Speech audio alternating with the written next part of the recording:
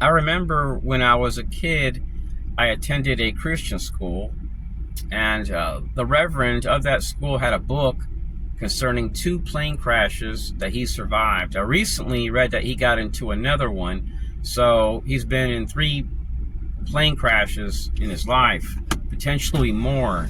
I'll have to do more research. So,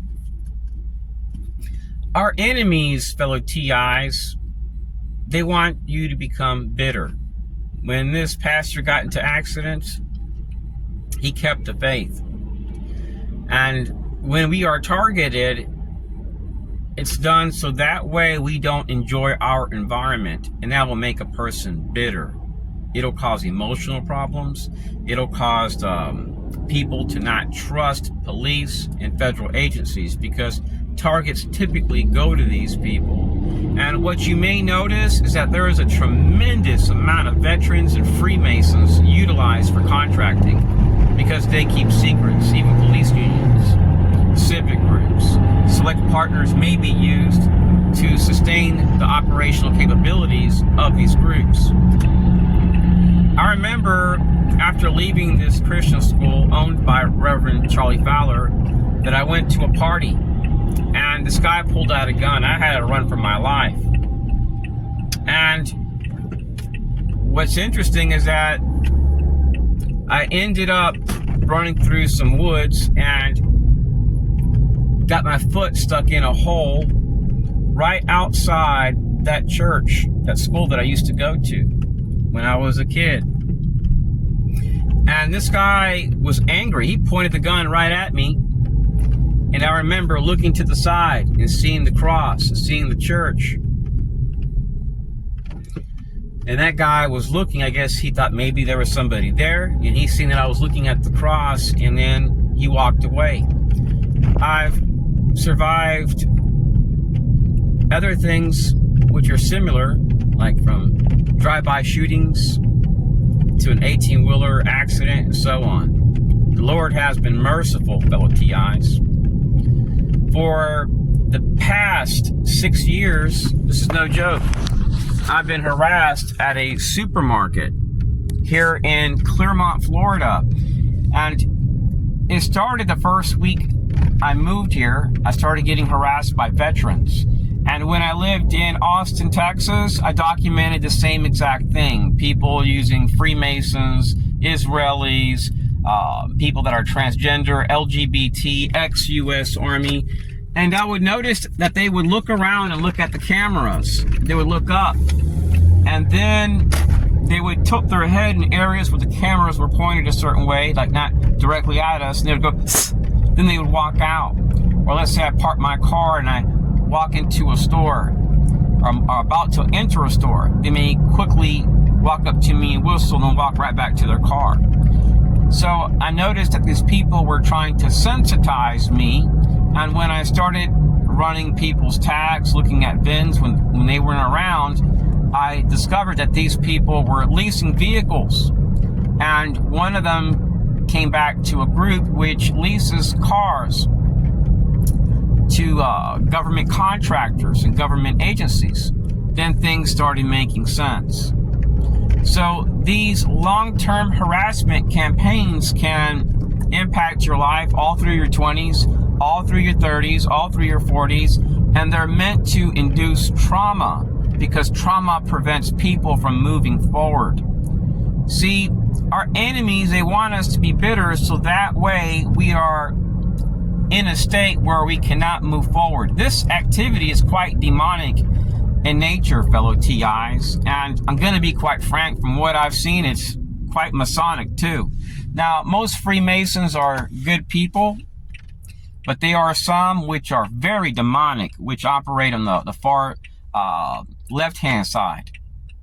And there are some which delight in harming people. There are some which are sadistic. Just the day before yesterday, I was with my family, and we went to this place called Portillo's. We were just having a hamburger. And when you go into this place, you'll notice that all the cars park on the right side of this place. And then in the front, there was like 15 parking spaces. And I was sitting at a booth in the front parking lot was completely empty. And I noticed that a car, a BMW, reversed and parked facing my booth, the table where I was at.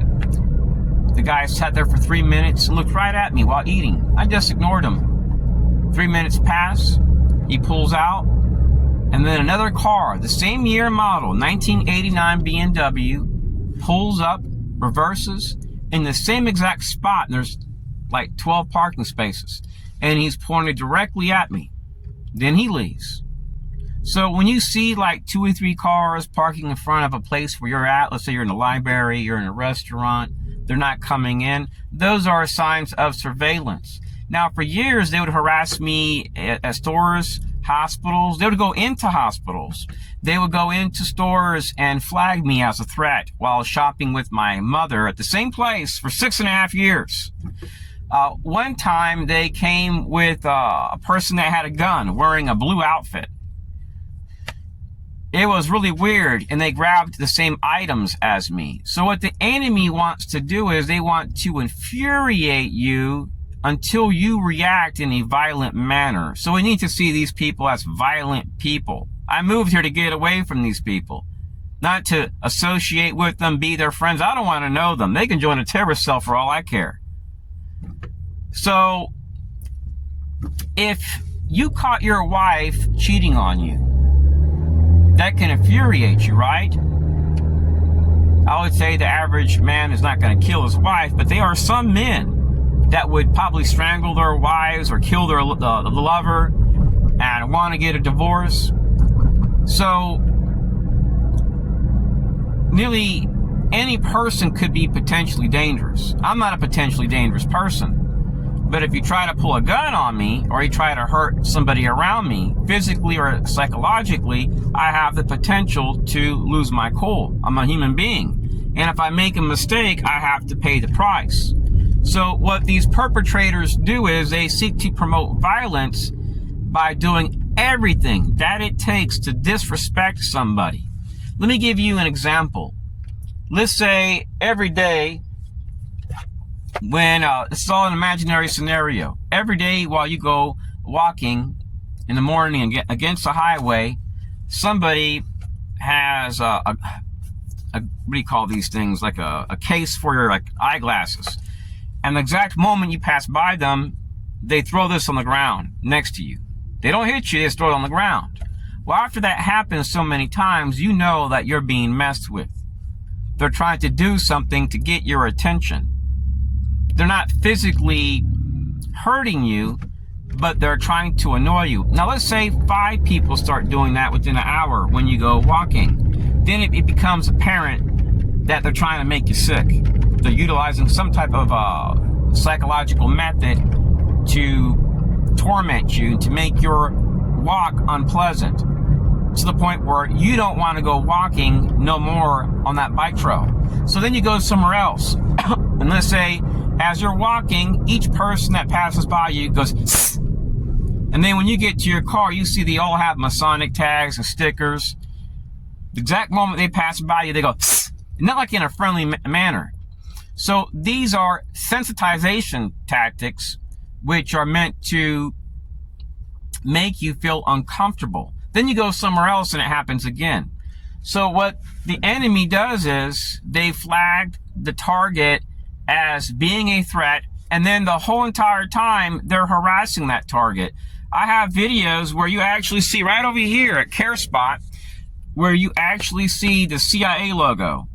They may knock on the back door. They may go into the back and sit in an office next to you and pretend like you're dangerous. They may enroll into schools. They may go into gas stations and harass you. You may notice that they're typically always ex-military, somebody which will keep a secret.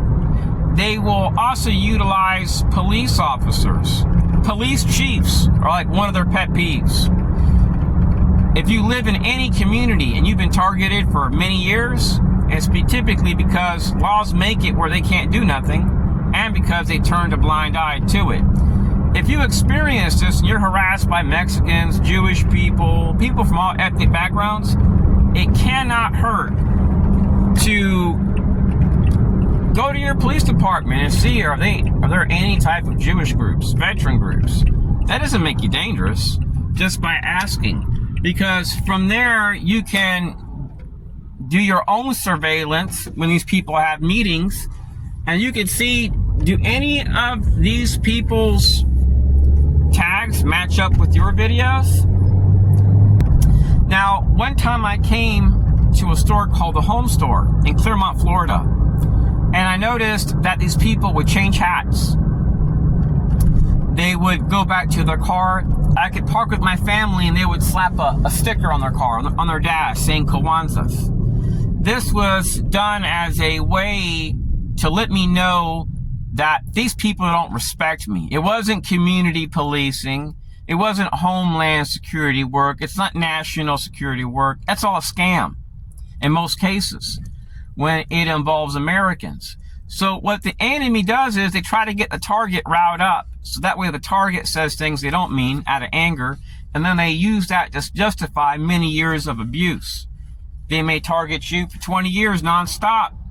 I remember I used to like to come to have a pizza sub at Hungry Howie's right across the street. And a guy in a black BMW, it was an older BMW, comes with his kid and he stands right there at the glass.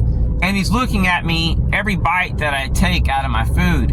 So I got up and went outside. I said, sir, I don't mind buying your son and you a meal. He was like, man, I got plenty of money. And I asked him, I said, well, why are you just standing there looking at me every bite that I take? And he laughed and walked away.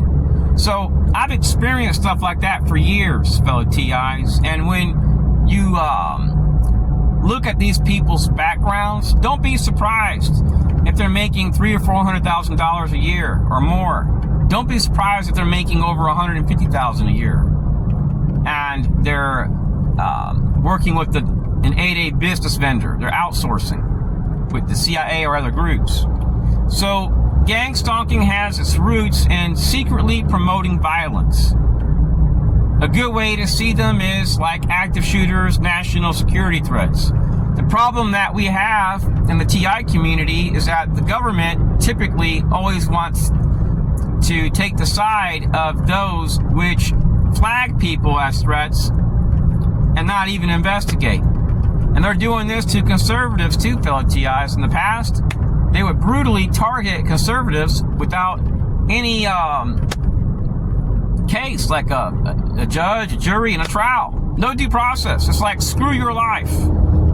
And then you're harassed anywhere you go to, and you can't enjoy your environment. And they'll park next to your car for years. In Texas, it was every day.